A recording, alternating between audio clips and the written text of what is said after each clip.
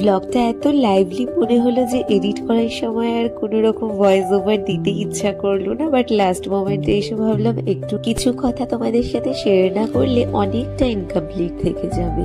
আমরা কিন্তু 10%ও কভার করতে পারিনি। রিউ বেবিকে নিয়ে এত ভিড় ছিল 25th আর সেটাই খুব ন্যাচারাল।